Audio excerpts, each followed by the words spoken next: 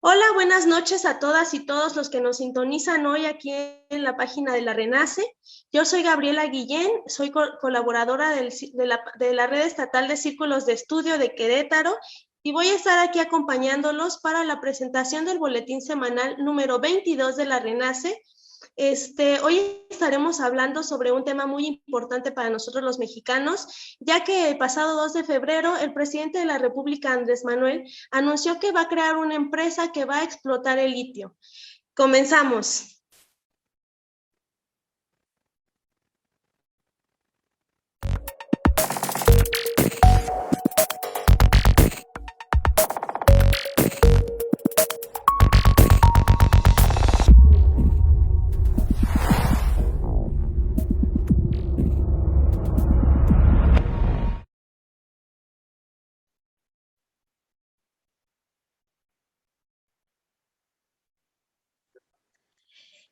Bueno, como les decía, la verdad es que estoy muy emocionada. Tenemos a dos invitadas muy especiales. Es un honor poder estar el día de hoy con ellas y pues los invito a traerse una tacita de té, una taza de chocolate, de su bebida favorita, porque vamos a tener una pequeña charla, pero muy importante, en donde hablaremos de un tema sumamente importante, el litio. Para empezar, voy a hacer la lectura de nuestro boletín semanal. El pasado 2 de febrero, el presidente de México, AMLO, anunció que se creará una empresa estatal que se encargará de explotar el litio. Dijo, la concesión para el litio es especial y ya se decidió que el litio va a ser explotado en beneficio de los mexicanos para los mexicanos. También criticó a la Comisión Federal de Competencia Económica, COFESE, que en diciembre pasado otorgó una concesión a la empresa china Ganfeng Lithium en Bacanora, Sonora. No queremos ser territorio de conflicto entre potencias, ni Rusia, ni China, ni Estados Unidos. México, nuestra soberanía, se beneficiará de dicho mineral, dijo AMLO. El litio es un recurso estratégico por su importancia en la producción de baterías de iones. Por la necesidad mundial de cambiar de matriz energética, el litio tendrá en las siguientes décadas una importancia parecida a la que ahora tiene el petróleo. Por esta razón, ya se han generado conflictos geopolíticos internacionales por su control. En Chile, el gobierno neoliberal saliente de Sebastián Piñera ha tratado de dar concesiones a empresas privadas para que exploten el litio, ante lo cual se han opuesto organizaciones sociales. El nuevo gobierno electo de Gabriel Boric también dijo que crearán una empresa nacional estatal para la explotación del litio. En Bolivia, donde existen los mayores yacimientos de litio del mundo, existe la empresa estatal Yacimientos de Litios Bolivianos, YLB en sus siglas, la cual ha logrado dar pasos importantes en la industrialización del litio. Esta empresa puede ser un importante referente para México sobre cómo organizar las etapas extractivas y de agregación de valor de litio, donde no existe el régimen concesional neoliberal y donde el gobierno controla el litio. En el encuentro internacional Soberanía Energética en Nuestra América para la Vida Digna, se expuso con detalle la experiencia de YLV, Yacimientos de Litio Boliviano. Sí a la soberanía energética, sí a la nacionalización del litio. Ese es nuestro boletín semanal. Ahora le doy la palabra a la doctora Patricia Legarreta. Ella es doctora en Ciencias Antropológicas por la UAM de Iztapalapa, profesora e investigadora en torno a temas de desarrollo rural, imperialismo en Mesoamérica y geopolítica en América Latina. Y en la actualidad es colaboradora del programa de Buen Gobierno del Instituto de Formación Política. Pati, ¿cómo estás? Cuéntanos qué piensas sobre el tema que tratamos el día de hoy. Hola Gaby, pues me da mucho gusto estar aquí hoy. Muchas gracias a la RENACE por la invitación. Y bueno, es un honor también compartir esta mesa con Guadalupe, que es una verdadera experta en algunos de los temas que vamos a platicar el día de hoy.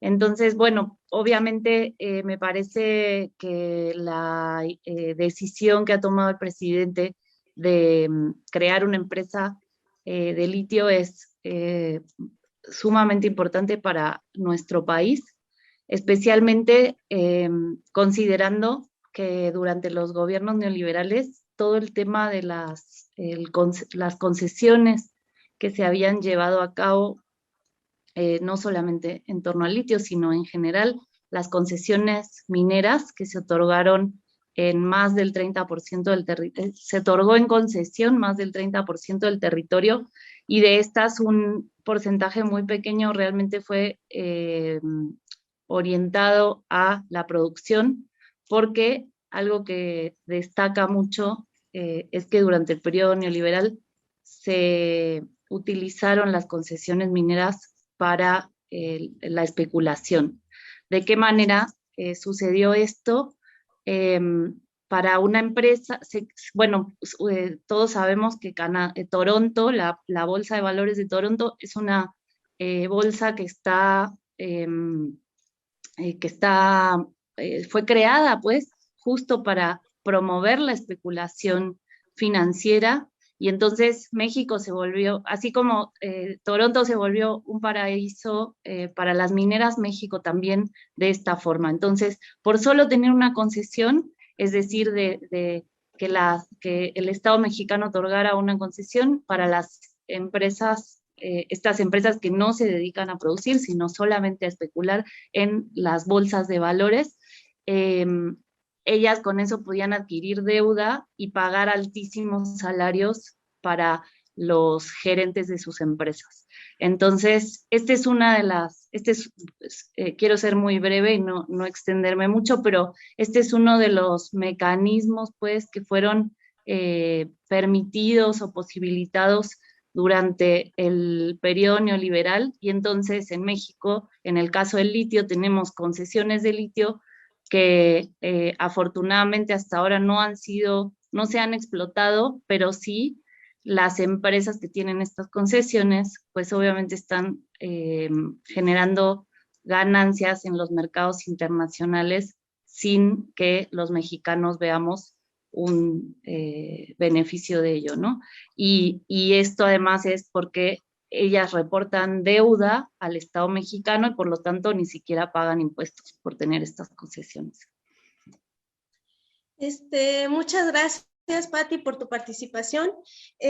Ahora les presento a la doctora Guadalupe, doctora en Ciencias Políticas, doctora Guadalupe Correa Cabrera, profesora en un sinfín de universidades, coeditora y escritora de la revista International Studies Perspectives y especialista en relaciones fronterizas México-Estados Unidos, seguridad y energía, entre otras cosas. Un gusto tenerte aquí, Guadalupe. La verdad es que es un placer compartir con ustedes. A mí me gustaría, si en tu pequeña introducción nos puedes decir qué pasará ahora con las concesiones de las que Patti nos hace referencia. ¿Crees que vaya a haber algún problema con ellas? Muchas gracias. Muchas gracias, muchísimas gracias, Gabriela, Patricia. Un honor poder estar con ustedes, poder compartir un foro con Patricia en la mesa. Es un tema muy importante, importantísimo, y realmente felicito al gobierno de México por haber tomado esta decisión.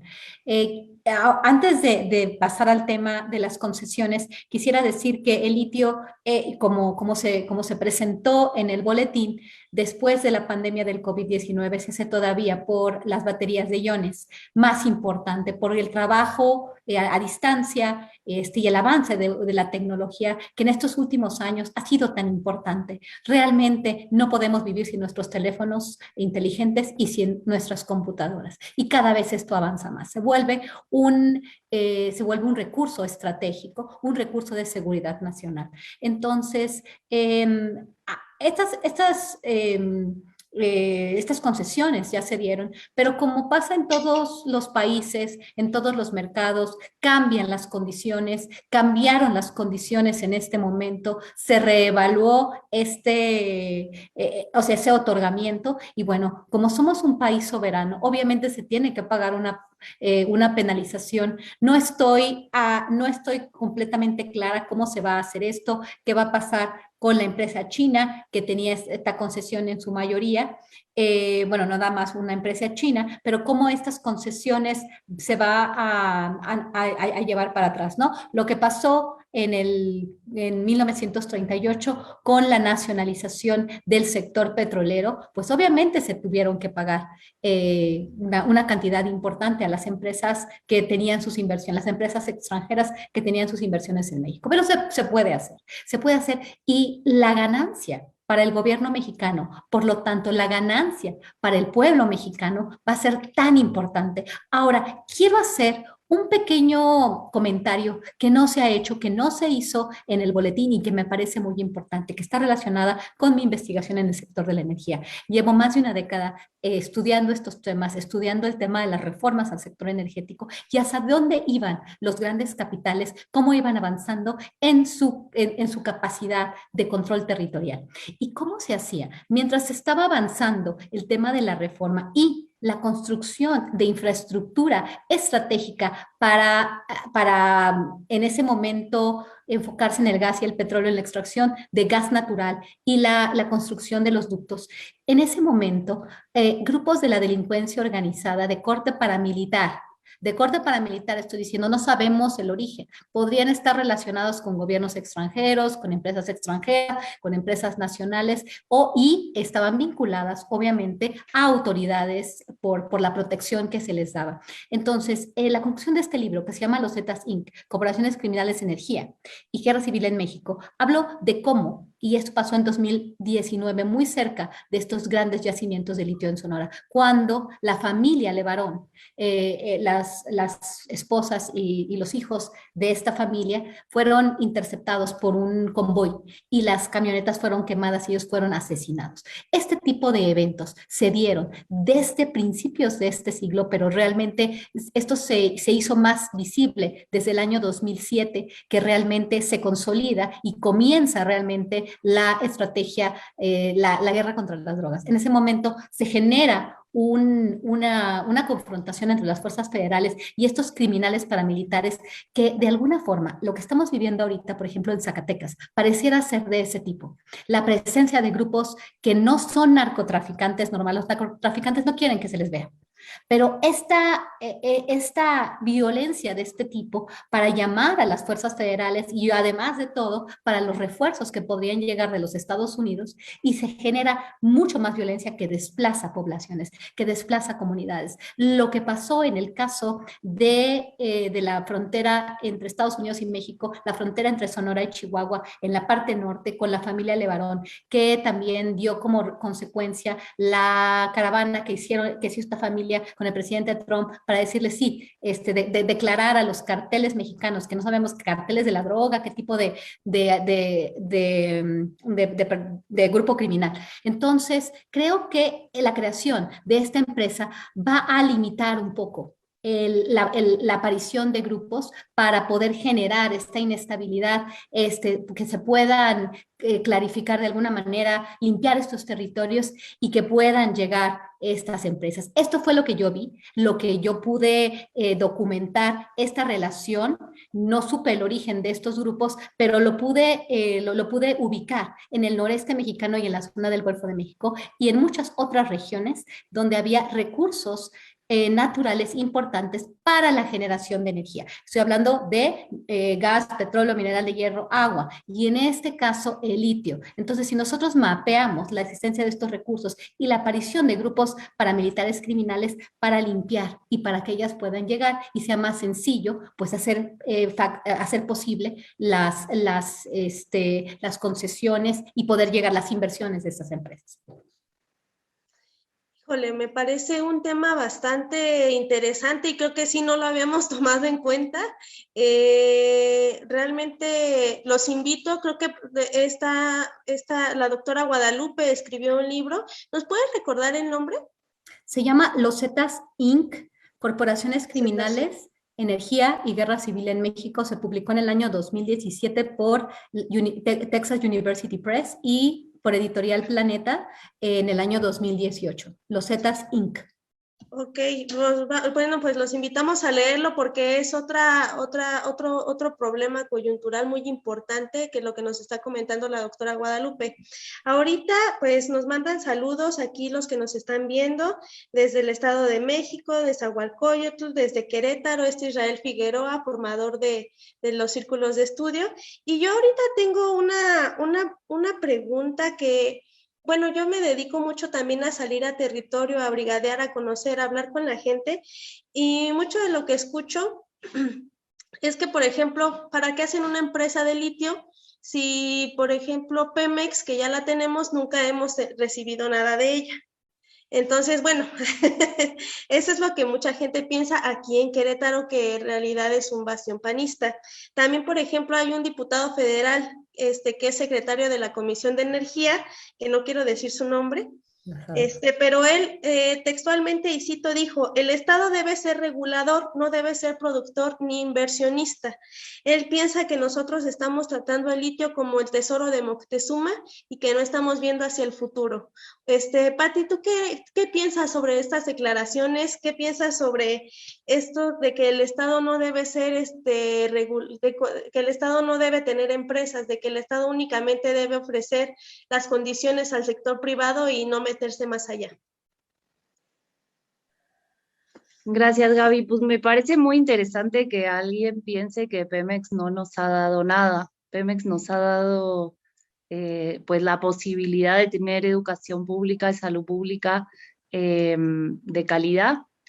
Por supuesto que no vamos a entrar en la catástrofe neoliberal que nos heredaron y razón por la cual pues tenemos un sistema de salud venido a menos, pero si comparamos la situación de México con otros países de América Latina que no tuvieron la posibilidad de expropiar sus recursos naturales a principios del siglo XX, especialmente el petróleo y por supuesto la reforma agraria, que son dos estrategias que están de la mano, pues podemos ver con mucha claridad la diferencia entre nuestra Universidad Nacional Autónoma, la UNAM, y la situación de otros países, y lo mismo con, digamos, todo el proceso de construcción de la infraestructura educativa, incluso en zonas rurales, ¿no?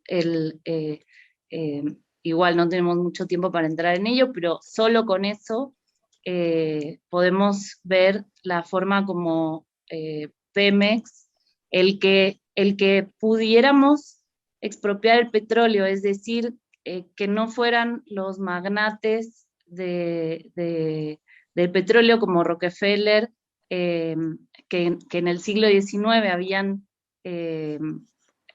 obtenido concesiones porque no se sabía el potencial que tenía el petróleo. De esa manera es parecido a lo que está pasando con el litio ahora, y por eso es muy visionario de parte de nuestro presidente el proponer la creación de una empresa del Estado.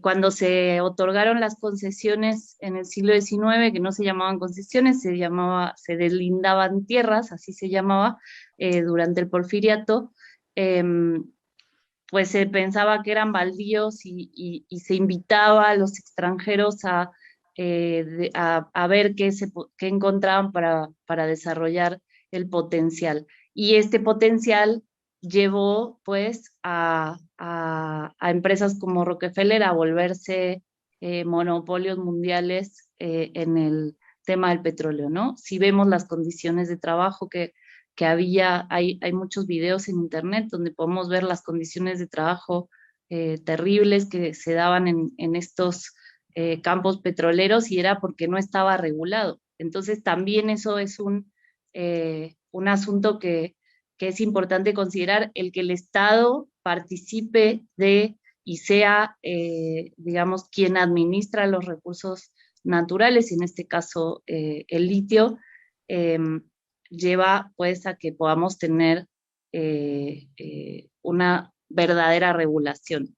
Lo que se estaba comentando que el compañero panista decía que que necesitamos órganos reguladores como lo que actualmente tenemos. Esos no son órganos reguladores, esos son órganos que se crearon para legalizar el cabildeo, un asunto del que Guadalupe es experta y no me voy a meter en ello, pero básicamente son espacios que le abrieron a la iniciativa privada la posibilidad de tener a sus propios servidores públicos de manera transaccional, además, o sea, ellos ni siquiera están sujetos al voto popular, ¿no? Ahí lo dejo. Muchas gracias, Patricia. Guadalupe, ¿quisieras añadir un poco más sobre el tema? Nos dice Pati que eres experta en el tema del cabildeo. ¿Qué opinas sobre las declaraciones de aquel diputado panista? Sí, aquel diputado panista de apellido Cuadri y de nombre Gabriel, probablemente. ¿Será? Bueno, no sé, tal vez no es. No.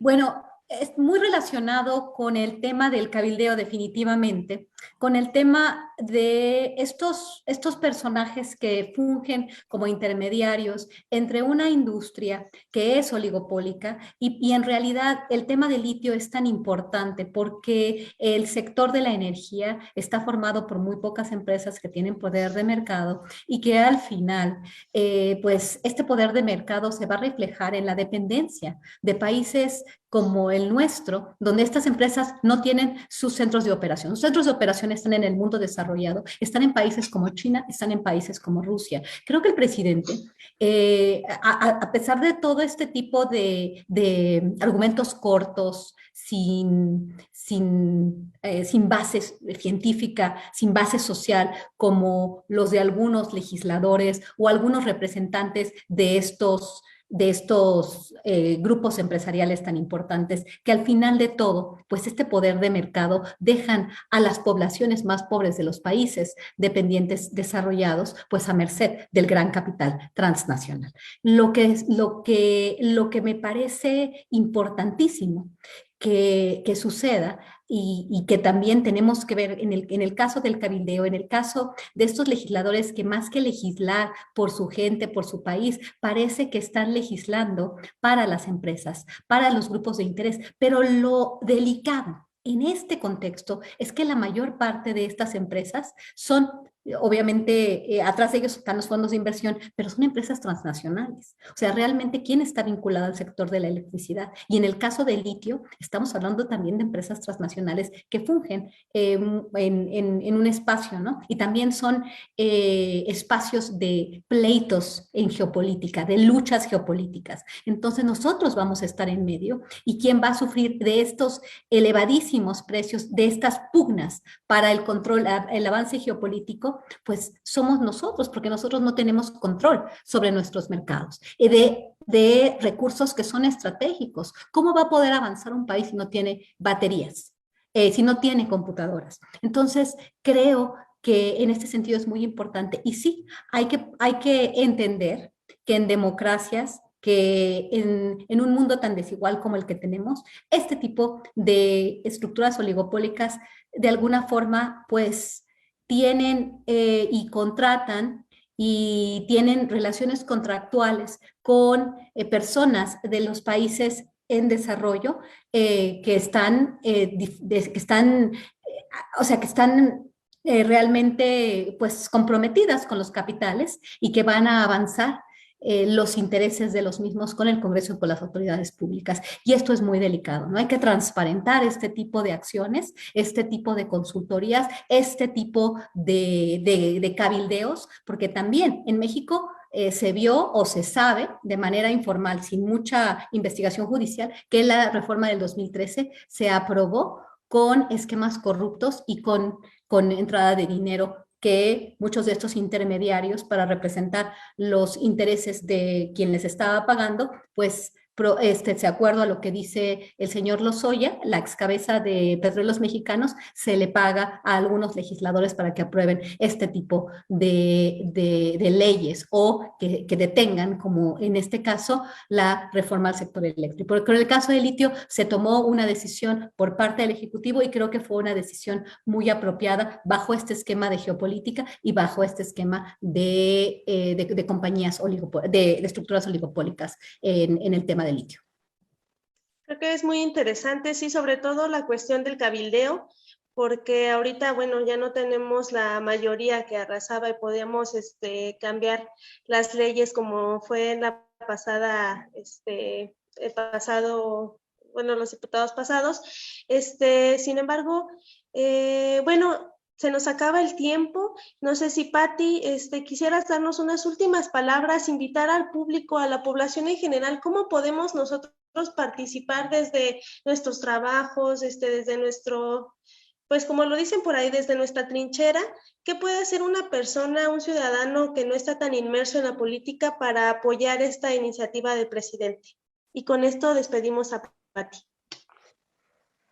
Gracias, Gaby. Sí, me tengo que retirar, pero bueno, me parece muy importante la pregunta que haces. Todos tenemos que primero estar informados, tenemos que entender muy bien de qué se trata este tema del litio, pero el tema del litio viene incluido en la propuesta de reforma eléctrica que está haciendo nuestro presidente, que hizo el año pasado en octubre a la Cámara de Diputados, y que es un documento verdaderamente breve para poder revisar. Se van a reformar 3 artículos de la Constitución, básicamente, pero 3 asuntos de suma relevancia. Uno, el derecho humano a la vida digna se compone de manera fundamental por el acceso a la electricidad. Esto es algo que no se había planteado antes y esto es sumamente importante. ¿Por qué? Porque esto nos lleva a que entendamos que se busca que la electricidad, el acceso de todos a electricidad con tarifas justas, y no que haya la posibilidad de lucrar con esto, que es un servicio y no debe ser un negocio, ¿no? Entonces es muy importante. El otro tema que propone el presidente en esta reforma es el asunto de que la transición energética sea impulsada desde el Estado. ¿Y esto por qué? Porque los gobiernos neoliberales usaron esta bandera de las energías limpias, e incluso ahora muchos de estos cabilderos, estaba yo leyendo la propuesta que hace el IMCO, el Instituto Mexicano de la Competitividad, en el Parlamento Abierto, en el que dicen que es que hay que dársela a los privados, hay que permitir que los privados tengan un porcentaje importante de la producción de la electricidad, porque eso garantiza que se utilicen energías limpias. Esto es absolutamente falso. Lo que se garantiza es un negocio especulativo en torno a las energías limpias, porque ellos lo que hicieron fue, digamos, lo mismo, promover que iban a generar electricidad con energías limpias, pero lo que hicieron fue acceder a los subsidios que otorga el Estado para la generación de energías limpias, y no hubo un cambio de matriz energética, ¿no? Aquí podríamos extendernos también con el tema del gas, que se propone que le compremos gas a Estados Unidos porque es un energético de transición, pero el gas que nos vende Estados Unidos es producido con fracking. Entonces, ¿dónde está la energía limpia ahí? Y además, ese gas que nos venden no lo podemos combustionar, pues no podemos usarlo para generar electricidad, porque las plantas que se habían comprometido a llevar a cabo no se hicieron, aunque México las pagó. Las pagamos y las seguimos pagando, ¿no? Entonces, ¿qué hizo el presidente para usar ese gas? Dijo, vamos a crear la empresa Gas Bienestar, porque estábamos comprando gas que no se estaba utilizando. Y ya por último, el último punto que viene en la reforma es justamente el proteger el litio, ¿no? Entonces, bueno, tenemos que, nos invito a seguirnos informando.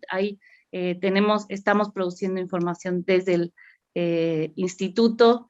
Tenemos en el programa de Buen Gobierno un mini curso para defensores de la reforma eléctrica. Les invitamos a que a través de nuestras redes sociales puedan acceder a él y conocer de qué se trata esta reforma eléctrica y difundirlo para que sigamos siendo cada vez más los defensores de esta reforma eléctrica. Y les invito también a que escuchen, a que conozcan todo el foro que se llevó a cabo el fin de semana pasado sobre soberanía energética en nuestra América, donde podemos aprender de las experiencias de otros países de toda nuestra América, sobre caminos ya andados y que todavía a nosotros nos toca por caminar, ¿no?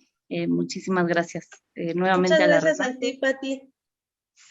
Y un abrazo, muchas gracias Gaby, por tu participación. Bueno. Nos vemos, que estés muy bien, gracias. Ahora, doctora Guadalupe, quisiera también, si nos puedes dar unas palabras para finalizar. Ya ahorita pues son las 7:30, tenemos que dar corte a A mí me encantaría que fuera por lo menos unas 2 horas, porque la verdad es que estamos hablando con 2 mujeres especialistas en muchos temas. ¿Qué palabras nos dejas para la ciudadanía y sobre todo para los seguidores del instituto?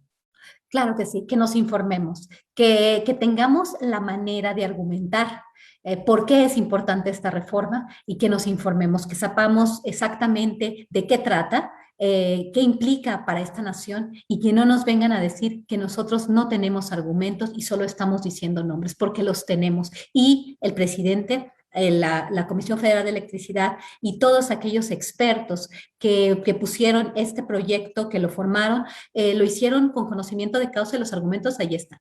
Hay muchos periodistas, los grandes medios de comunicación que tratan de dar una visión distinta de las cosas, como algunos legisladores también de algunos partidos políticos, y hay que informarnos. Creo que es una labor de la juventud que nosotros presionemos a nuestros legisladores y mostremos el deseo porque se haga justicia y porque estos sectores estratégicos formen parte de lo que es el Estado mexicano, porque si no, pues vamos a estar a merced de las empresas transnacionales. Les agradezco muchísimo la invitación, ha sido un privilegio. Muchísimas gracias por esto que están haciendo por el país. Muchas gracias. A ti, Guadalupe. Nada más una última pregunta. ¿Tienes alguna red donde te podamos seguir? Claro que sí. ¿Me los puedes compartir? Mi Twitter, que es el único que utilizo porque no utilizo Facebook, el Twitter es @gcorreacabrera. Bueno, ese es mi Twitter. @gcorreacabrera, todo junto. Muchísimas gracias. Muchísimas gracias a ti. Muchas gracias por tu expertise. Hasta luego. Buenas noches. Gracias.